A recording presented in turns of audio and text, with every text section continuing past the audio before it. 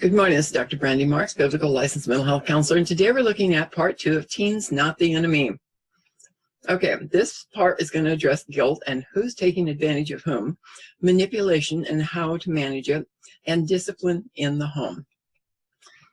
Teens may use guilt trips to get their way, especially if you train them early on to use guilt. Okay, yeah, most of the time they learn from us, the parents. They know your vulnerabilities, and so should you. So you aren't or can't be manipulated into doing something because you're feeling guilty for whatever. In the past, maybe something happened and you feel guilty, and so you want to make it up to them. But this is so inappropriate, and it doesn't teach your teens anything about responsible behavior. Be fair, firm, and flexible, but don't let them get the best of you. This is where confidence in yourself as a parent and your parenting can come in really handy. And having fair, firm, yet flexible rules is hugely helpful. But now in the past videos, we looked at how you can set these firm, fair, flexible rules. and so you can more enforce them now. Okay, let's move on. Okay, who's taking advantage of whom? We can all be a manipulator and may or may not even be aware of what we're doing. I was talking to my neighbor about it this morning and sharing with her what the slide I was going to be teaching on. Next week, we'll be looking at managing manipulation, the whole realm of it, whether adult or a child. And she says, well, have I ever been a manipulator? Well, usually when people ask that question, it's because they know they have, and I know I have. I gave her a very specific instance of when a certain behavior I used with my boyfriend worked quite well. So I started using it in other ways as well. It was a tool of manipulation, even though I didn't recognize it as such. I just knew it worked in the past, and so I was using it now. Eventually, he caught on and started confronting me on it. Methods of manipulation can include withholding privileges to get your way, rewards, bribes when things go your way, using ancient history to cause pain and hurt to influence their behavior. And manipulation is a form of persecution, however, that reduces free will or takes it away because you're using unfair advantages to get what you want. Be careful of being manipulated. How do you know? If a topic is being discussed repeatedly, no answer is being found, if you constantly have to negotiate and compromise and are always feeling on edge about something, if one person plays one against another, kids are very good at this, especially with parents that are having difficulties. They will play you off against each other. If one of you, mom or dad, does all the discipline, then your limits, chances are, being tested by your team, and they're using this to manipulate you. Be clear and consistent with rules and expectations and discipline, which we've already looked at in preceding slides. Okay, how to manage manipulation. Ask questions. State the facts about what's going on, which requires knowing how you're feeling in the moment and clear thinking. If a topic is being discussed repeatedly, ask them, now wait a minute, what have we already decided about this? Why do you keep bringing it up then? No, we've already discussed this. This is what we decided on, and stick with it. If you feel on edge, ask yourself, what's happening here? We agreed on a solution to this already. So why are you still persisting and pushing me to change my mind? I'm not going to, or whatever. If one person is playing you against another, or mom does all the discipline and dad does none, or vice versa, you can say, I'm seeing or doing, we agreed that, so how are you going to follow through? You can say to your spouse, I'm seeing myself doing all this discipline. This is really not fair to me. We agreed that I would do the discipline during the day, but when you were home in the evening, perhaps after work or whatever, that you would be doing it. So how are you going to follow through? Now, next week, we'll deal with the manipulation, managing stuff in more detail. So let's look at discipline in the home. How to discipline. It's not the same as punishment. It has a far different purpose. The Lord corrects those he loves and disciplines those he calls his own. This is the way it should be for parents. Be patient when you're being corrected. This is how God treats his own children. Don't all parents correct their children with discipline, not punishment. God corrects all his children, and if he doesn't correct you, then you don't really belong to him. Okay, he's given you over to Satan until you figure it out and get back on track with him. So, discipline not the same as punishment. What's the difference? Well, discipline teaches a child a lesson, and so they want to obey after that to avoid the consequences of the discipline of doing what was wrong. Punishment causes them pain and anger towards you. Discipline causes them to be upset about the consequences, which they may try to manipulate you with. But that's where you set your firm, fair, flexible boundaries, right? And you don't allow them to manipulate with it. Walk the talk. A mature person is a disciplined person. And God's purpose in discipline is to grow you into spiritual maturity and human maturity, emotional, mental health maturity, a balanced mind and emotions. Discipline places a person under authority, God's authority, the authority of the parents, employers, and others, teachers, and so forth. In other words, we learn to respect God through the discipline that he allows in our life. Children should learn to respect the discipline of their parents, not be afraid of the punishment. And we, of course, at work, respect the discipline of our employers, because we know if we don't, we'll lose our job or we won't get the next advancement, and so on. Discipline is a tool, not a weapon of anger. Discipline is a process of working in love and speaking the truth in love. Correction is best when it deprives the child of something they love. It doesn't deprive them of your love. Discipline, McDonald says, is the deliberate creation of stress in a relationship to help your child learn and grow. Discipline is a task, a strategy that strengthens them and helps them to be more spiritually, mentally, emotionally mature. Discipline makes them face hard questions and wrestle with the answers, not try to just get it right. Discipline is learned through trial and error by allowing them to make mistakes but learn from them. Punishment is all about handing out justice, which should be fair and equitable. If a rule is violated, the punishment given should fit the crime and the person. A 3-year-old would not respond to grounding. They really don't understand the concept. A teenager would be in agony if they were grounded. Children learn to assess the seriousness of their actions when the punishment is serious enough for the deed. Okay, when busy, we tend to overreact to teens, and they learn not to take us serious. So we set up our own barriers by doing this. To be thoughtful, caring people, teens need parents who are thoughtful and caring. Parents create barriers between themselves and their teens with careers and being busy with everything but their children. Well, yes, but this church meeting is important. So is your child. You put God and the family first, and you won't have so many problems with your teens. If work and your career constantly come before your children, there's a problem. Say no to career, activities, or even church if it comes between you and your children. Take a break from work. Take some of that vacation time to spend at home with your kids to correct an ongoing problem and to work with them, to be there for them. Stretch and grow. Discipline should stretch and grow our teens so they become strong, mature people. Now, punishment or consequences for inappropriate behavior. I probably should have used consequences instead of the word punishment, because punishment tends to be inflicted on a teen where they don't particularly learn. When they have consequences for behavior, as we learned earlier, they are stretched and they grow and become stronger, more mature people. When they ask what seems to be impractical, instead of reacting with no way, you can say, I need some time to think about this. Let me give you an answer in a couple of hours. And then be sure you do, of course. This way, they learn to take some time to think before taking any action themselves.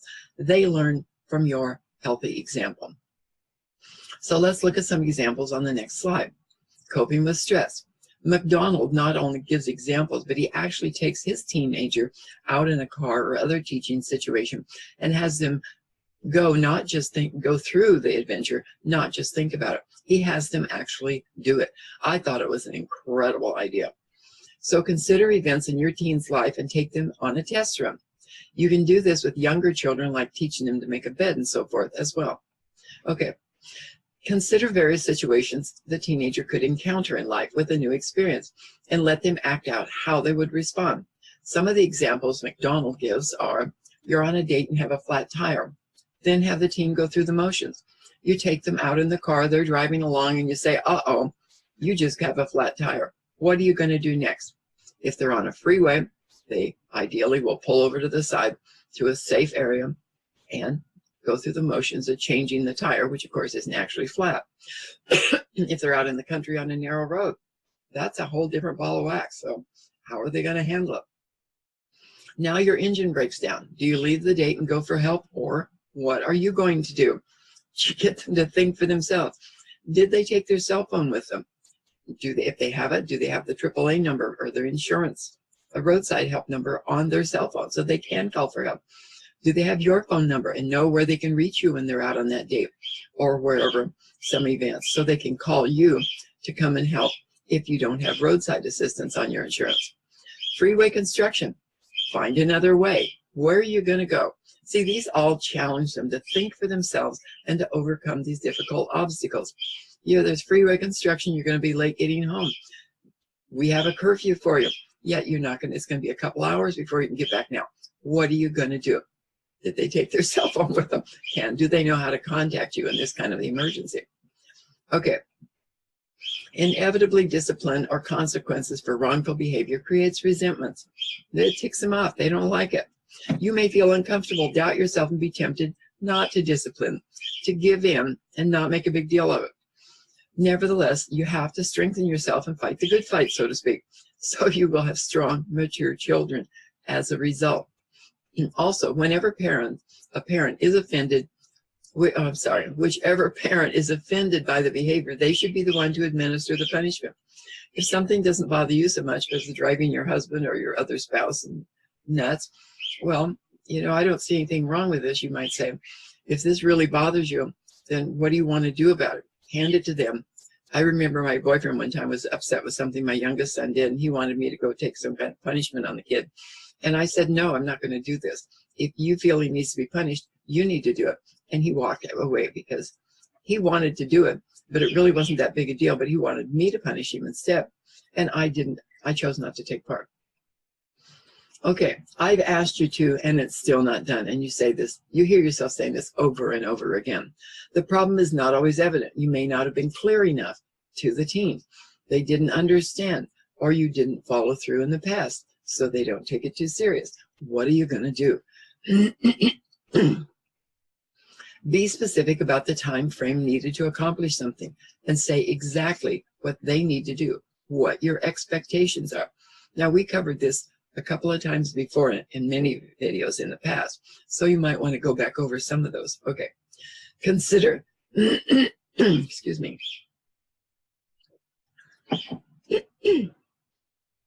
Consider each child and their differences and how they respond, and let them know your expectations, and always follow through on consequences. Consistency is so important. What kind of parent are you? Are you flexible? Are you too flexible? Are you wishy-washy, in other words? Are you rigid or inflexible? Being consistent with your children is key, so they understand your expectations and the consequences for when they don't comply. But being wishy-washy and too fluidy is not the answer. And being totally rigid and inflexible with a changing situation and being a hard nose, that's why Jesus was so upset with the Pharisees, because of their hard heart and being so inflexible with religious rules. Encourage the child's suggestions and they're taking the initiative, not waiting to be asked. You can say to them, when you have a problem with this, if you think you know how to fix it, go ahead with it. If you have any questions, just ask me, okay? But be consistent in your expectations. What do you do when they stomp off and slam the door to their room? When you set a standard for consequences for obedience, consequences for disobedience, then follow through, no matter how many doors they slam. I suggest you watch the slideshow on balance of power. I'm not sure if I've shown that yet, but I will. Next week, we're going to be doing managing manipulation. The week after that, then I'll do the balance of power, in case we haven't revisited that in the past. Oops, wait a minute. Disrespectful body language should receive consequences like any disobedience. Let them know they will be judged by their behavior and the words of their mouth. This is what the Bible says. Okay, fear of consequences. Proverbs says that fear of the Lord is the beginning of wisdom. Children should have reasonable fear of their parents, awe of them, not absolute terror of being beaten nearly half to death or something if they misbehave. Teach children responsibility and fear of the consequences when they are very young, and they will walk in the way of the Lord and not turn away to the right or the left. But inconsistency, expecting too much of them or the wrong things from them when they're younger or as they're growing up and you don't allow them any autonomy, that can lead to rebellion. Teach them that water drowns, fire burns, and hurting other people hurts them.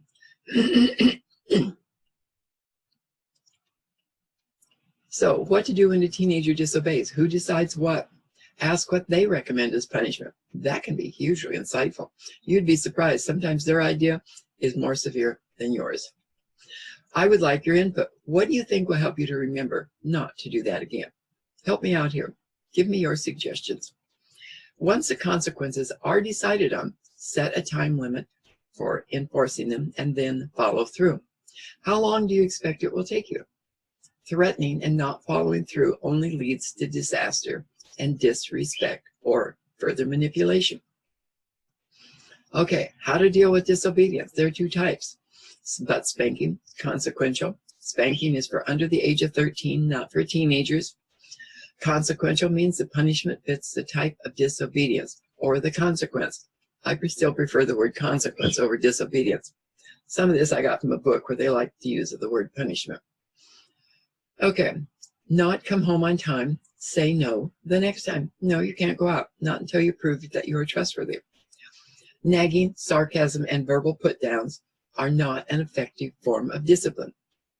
Consequences, verbal reprimands, timeouts, financial restitution, a behavior change plan that the teen describes and writes down. The child writes the plan.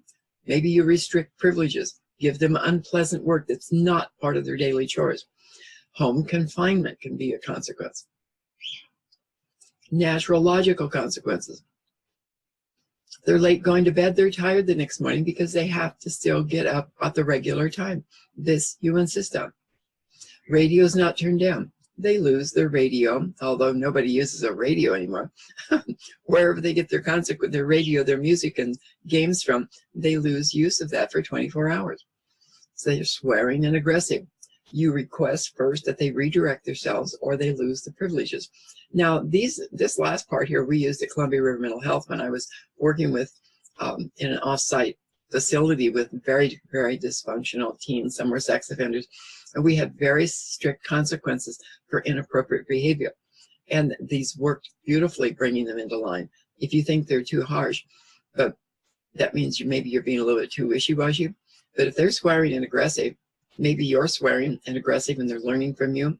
So you need to redirect yourself and reframe your experience in life so your teens learn a better behavior. But in the meantime, you also ask them to redirect their behavior or lose certain privileges. Negative activity of any kind, they lose that activity for 24 hours. Throw the controller, they lose the game for 24 hours. I had one of my sister's grandchildren would just get so angry, and I says, you know, you do that one more time and I'm taking it away. And 2 seconds later, he was doing it again, because what he had heard many times in his life, stop doing that, don't do that. I've warned you not to do that. But nobody ever followed through with him. I picked it up, took the whole game away from him, and he didn't get it back for quite a while. I don't remember how long it was, maybe half an hour or so. He was a little kid, about 5 years old, so I probably only took it away for about 10 or 15 minutes. And he never did that again. He learned very quickly, with the second time he started acting out. I said, do you remember what happened last time? He immediately calmed down. He didn't want to lose his game. Okay, they don't do their chores that are assigned or that they chose. If you're doing this in a family, as we've seen before, you have a chore list where everyone has chosen their chores, the ones they're going to do. So what chores? Have they not done them? Then if they're haven't, they don't go outside, or no friends over until their chores are done. You might take the cell phone away, the television away, whatever. There should be consequences for the situation that's disobedient. You can say to them, give them choices. It's their choice, so you don't feel guilty. Well, you can feel guilty all day long, but you still have to remind yourself it's their choice. You can turn down the television now or lose it for the next 24 hours. calm, cool, and collected, but extremely firm. You can stop watching that show now or lose the television for the next 24 hours. You can turn off the pornography and go to a different channel or lose the computer for the next 24 hours. It's your choice. You can do your chores or stay inside without your friends until the chores are done. You can go outside with your friends after the kitchen or other chores are done. If you throw the controller again, you will give up the game for, a young child that's between 5 and 10 loses it for 5 to 10 minutes. A teenager would lose it for a whole day maybe, or at least 12 hours. Grounding teenagers have family rules, such as if it's right, enjoy it. If it's wrong, don't do it. If you aren't sure, likely it's wrong. And you shouldn't be doing it. There's something inside that's telling you, you shouldn't be doing this. Oh, I'm just not sure. Yeah, you are. You just want to do it. Okay. If you're going to be later than you said, then find a phone and call home. Scolding can work, but not ongoing, berating them with sarcasm and ridicule or harshness. Son, why have you treated us like this? Your father and I were worried sick, is what Mary said to Jesus at the age of 12. Changes in discipline initially affect areas that include, for example, room upkeeping and belongings, obey home rules, treatment of siblings, study habits, grades. Later, these rules can include use of the car, curfew, activities, dating, money, allowance, homework, work around the house, their grades. Give increasing amounts of freedom as the teen matures and takes on greater responsibilities. They're learning they have to be prepared to go out on their own at some time. So you don't want them rigidly structured into a very tight time frame at home. So when they go out on their own, or worse yet, never leave home because of it, they don't know how to handle themselves. Increasing amounts of freedom as they mature and take on greater responsibility. So they're ready to go out on their own when the time is right. With curfew, money, driving, dating, and so forth, gradually increasing the guidelines. Information for this slideshow came from my own experience learning and growing with teens and young children, and a book called Parents and Teenagers, Practical Advice from Over 50 Christian Leaders. It was a huge book, so I went through it and took some of the nuggets and added some other information I had gotten from another ministry, as well as information I had learned, and put them together as best I could in an order that made some sense. This is Dr. Brandy Marks, licensed mental health counselor, Vancouver, Washington. And next week, we're going to be looking at managing manipulation. And the week after that, balancing the power. God bless.